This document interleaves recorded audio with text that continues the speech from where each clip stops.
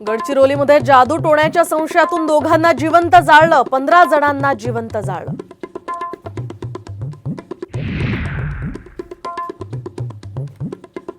साताऱ्यातील राजकीय वातावरण ढवळून निघणार, तर आज अजित पवार, देवेंद्र फडणवीस आणि शरद पवार यांची तोफ धडाडणार. कल्याणमध्ये आणखी एक ट्विस्ट. वैशाली दरेकरांपाठोपाठ ठाकरे गटाच्या रमेश जाधव यांनीही भरला उमेदवारी अर्ज. एबी फॉर्म कुणाला मिळणार याकडे आता लक्ष.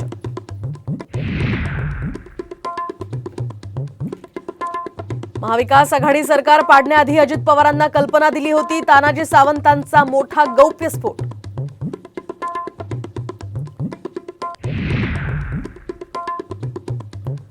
अकोल्यातील भीषण अपघातात 6 जण ठार, तर संभाजीनगरमध्ये एसटी बस उलटली. सुदैवानं 66 प्रवासी बचावले.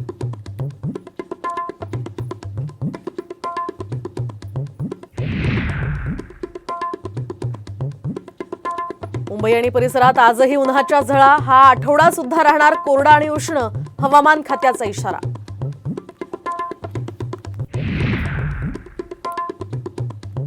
ज्ञानोबा माऊलींच्या पालखीचं 29 जूनला प्रस्थान. 30 आणि 1 तारखेला पुण्यामध्ये मुक्काम.